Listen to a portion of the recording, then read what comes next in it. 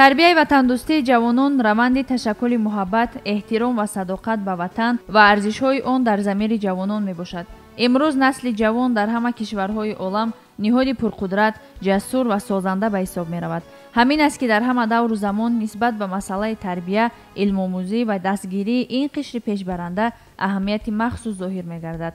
иштироки ҷавонони фаъол дар озмуну чорабиниҳои сатҳи байналмилаливу минтақавӣ метавонад ба баланд бардоштани ҳисси ватандӯстӣ, меҳанпарастӣ, меҳнатдӯстӣ ва арҷгузорӣ ба арзишҳои волои миллӣ заминаи хуб гузорад. имрӯз ҷавонони фаъоли тоҷик дар ҳама самт муваффақанд. онҳо тавонистаанд ки бо донишу малакаи худ номи ватани хешро муаррифӣ созанд. аз ҷониби ҳукумати ҷумҳурии Тоҷикистон, хусусан аз ҷониби пешвои муаззами миллат муҳтарам Эмомалӣ Раҳмон ҳамаҷиҳата дар самти ҷавонон дастгириҳо мушоҳида карда мешаванд.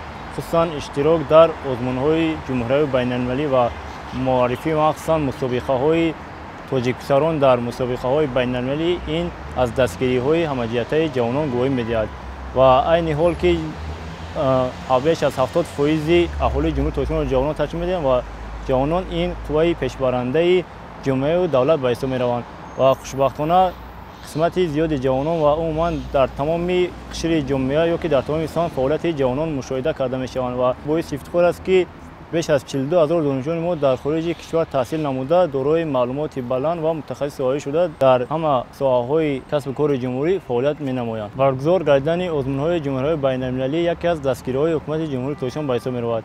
хусусан банда санаи 16-17 моҳи майи соли ҷорӣ дар шаҳри Левакан дар озмуни ҷумҳуриявӣ байни донишҷӯёни олии кишвар аз фанни таърих иштирок намуда дар байни беш аз 44 донишгоҳи олии кишвар тавонистам ки сазовори ҷои якум гардам. баргузор кардани чунин озмуни олимпиадаи ҷумҳуривӣ байналмилалӣ ба мо имкон медиҳад ки мо донишу малакаи худро дар чунин рақобати солими санҷида барои худ таҷрибаи бузург гирем. вазифаи аввалин дараҷаи мо ҷавонон аз он иборат мебошад ки аз ҳамаи ин гуна шароитое ки барои мо фароҳам оварда истодаанд ҳукумати мамлакат аз он хуб истифода бурда ҳамчун мутахассис оварӣ шуда барои кишвару ватани худ хизмат намоем.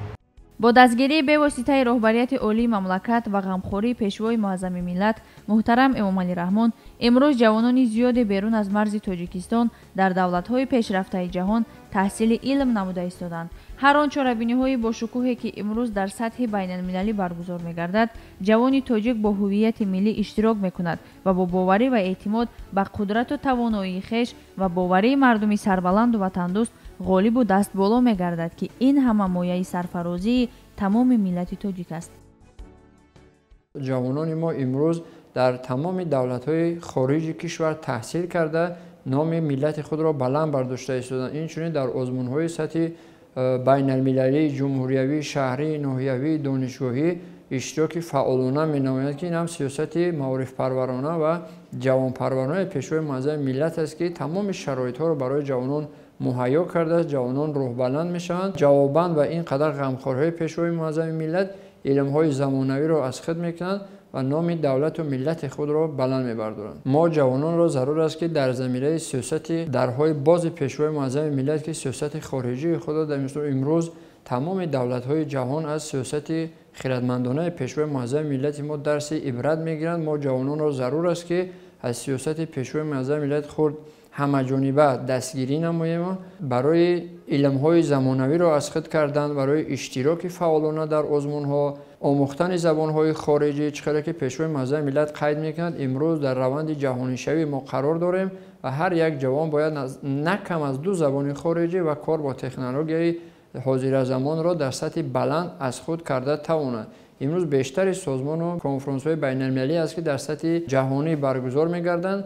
ҳар як ҷавон бояд рафта дар он ҷо баромад кунад барои муаррифӣ кардани давлати худ нақши босазо гузорада, нами донистани забонҳои хориҷӣ, анам кор бо технологияи ҳозиразамон моро водор мекунад ки илм омӯзем, дар озмунҳо иштирок намоем, то ки дар оянда нақши босазои худамонро барои Тоҷикистони соҳибистиқлол гузошта бошем. насли ҷавони тоҷик имрӯз исбот намудааст ки Тоҷикистон давлати ҷавонпарвар аст. қувва, нерӯ ва донишу заковати насли ватансози он дар таҳкими пояҳои давлатдорӣ устувор аст.